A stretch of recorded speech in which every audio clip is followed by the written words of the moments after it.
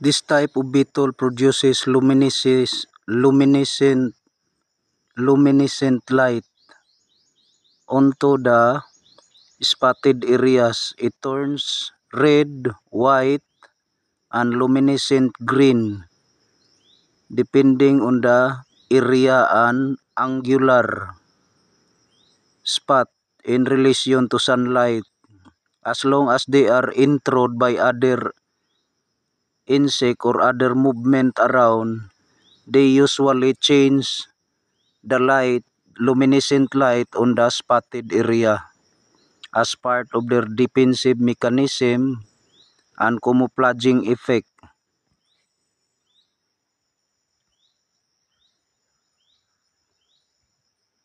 Sometimes it turns green luminescent, white, and embering red. It's a unique kind of beetle.